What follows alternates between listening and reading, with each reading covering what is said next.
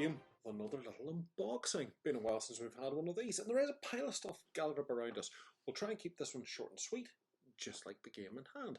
This is Raids, another one that I've spotted out and about in the wild for quite some time, just never got around to it. And fortune would have it, someone was selling a copy unopened, so it was too good to pass up. Retail on this is normally around about the £35–40 mark. Managed to pick this up second hand, unopened, for around about 25, something like that there, which is kind of nice. And just thought I would share it with you because, as I say, it's one that I wanted. It's all these little sort of Viking games, and they've been quite popular with us. The slightly more complicated ones. Andrew Barr comes down to the club with a lot of the sort of Midgard things and stuff like that. Everyone loves them. When I seen this one, I thought, there's similarities, but it's simpler. That's good for the likes of me. And I do like simple games. I like games that are sort of easy to get into and sort of with that sort of family-friendly edge, because, you know, in work, these are more accessible for working with some of the youngsters, and at cons and conventions, this is the sort of thing I'm hoping is going to be able to be rolled out and played with a little bit more speed and ease than some of those bigger games. The bigger games might bring people to the table to look. Quite often they can sort of scare them away a little bit too. So we've had a few of their titles in the past, and gotta say, none of them have disappointed. 2 to 4 players, ages 10 up, and once you know what you're doing, 40 minutes. And we all know from experience, make that an hour and a half for probably your first game. So first off, we have our little rulebook. Nice, bright, crisp, clean artwork there. And there's our designers' names and whatnot as well. And when we flick it open, what we like to see certainly is lots of pictorial references to the rules, little call-outs, telling us where things are and what they all mean, which all helps in pulling this together and getting your head around it fairly quickly. The rulebook is very light, quite small. Wasn't expecting a big, heavy tome by any stretch of the imagination. Summary of the voyage. You're going on 4 voyages, and you're fighting monsters, you're doing raids in villages and things, and you're essentially trying to get the most glory, come back home, the most notable of the Viking raiders. Clarifications on cards and whatnot, placing things in your long ship, and there we go. So that is a grand total of, I didn't count how many pages, it's a grand total of 11 pages. That's not bad. So nice, polite, easy, one would hope. So we have our first sheet of card tokens. It's a fairly standard card size, nice and robust there. Again, nice clean imagery as well. Everything seems nice and straightforward there. And there. Are they double-sided? Yes, they are double-sided. There's the back end. That's nice and clean and crisp too. 4. Ooh, there's quite a bit of stuff in here in terms of the tokens. Odd to see the wasted space. You'd have thought they could have got something else in there, but there's a little folded up board. We'll take that out for now, and we'll look what's down in here. So we've got our long ship cards. This is where you'll stick the stuff on from your voyage. And I think it's 4 of those. 1, they're color coded. 2, 3, and 4. Now, I say color coded. Is there anything else that's going to give them away and differentiate them? Yes, there is. Glad to see that. I'll just bring that in front of the camera so you can see, because obviously one of the things that's important is considering visual impairment. So whilst we have the colour at the front of the boat in each case and a little triangle reference here, we can see that each ship also has a different head as well. So that makes them more easy to differentiate. They also all have their lightning in a different place too. Probably doesn't matter so much the lighting because obviously there's going to be cards overlaying here, but all of them have their starting lightning in a different place too. Might help, might not. Do like a decent sorting tray. This seems fairly sturdy here. We have our little bag of Vikings. Pop them out just so we can get to see one. That's kind of cute. So obviously everyone shares these, and I presume that these are going to come onto your boat or to wherever you're placing things. We do have a couple of color-coded elements up here, and these are, I would going to guess, without having looked at the rules yet, the tracking tokens. Each one represents the boat. Now, these are, by the looks of things, all the same. Pop them all out there. 1, 2, 3, 4. Get them all facing the same way. So yeah, we'll need to see to qualify that statement. They're all the same.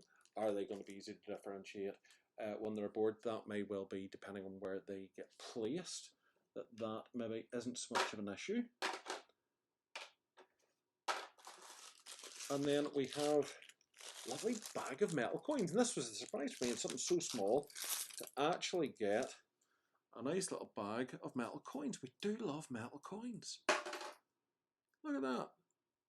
They're not straightforward. They've got their values all on them and a little bit of sort of artwork to give them a bit of shape and character.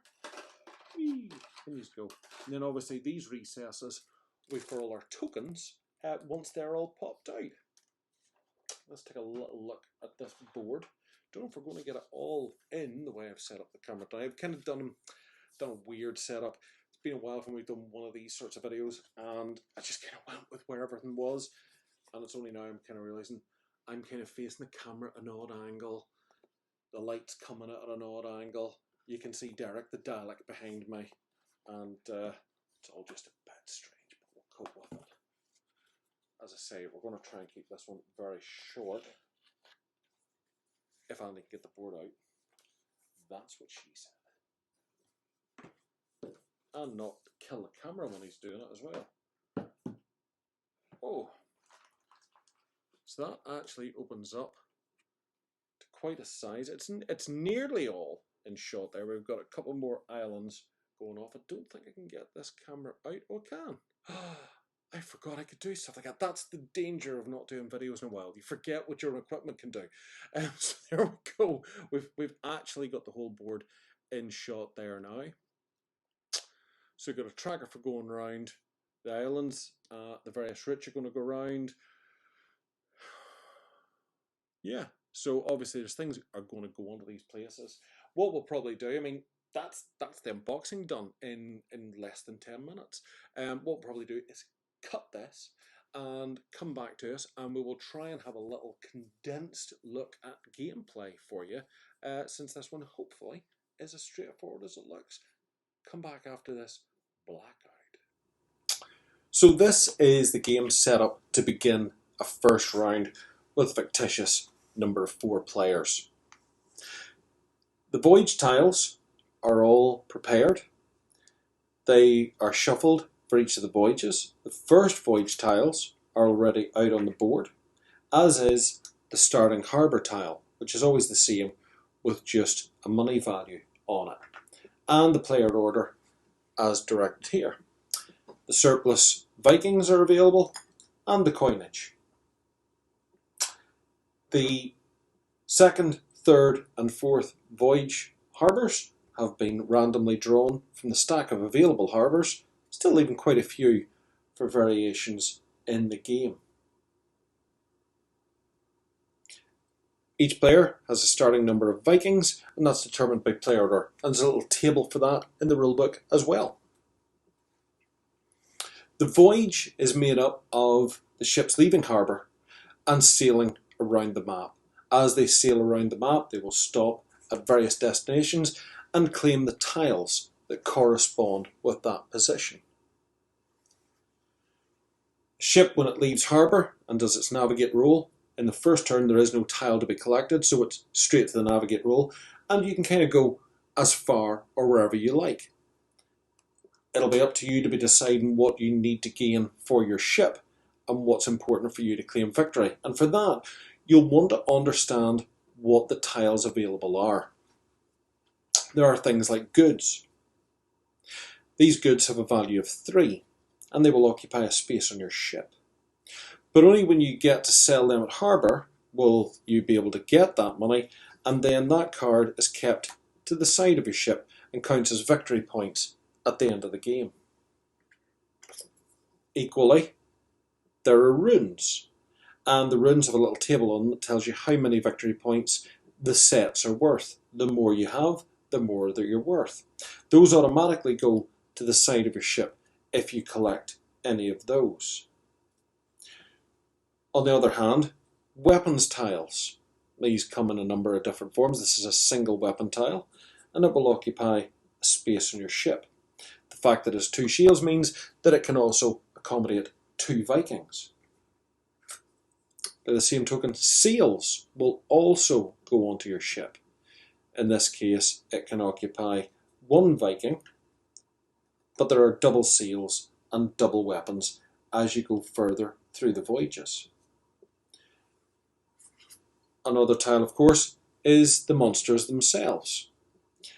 This represents how many Vikings you'll have to sacrifice off your ship in order to be able to claim this tile.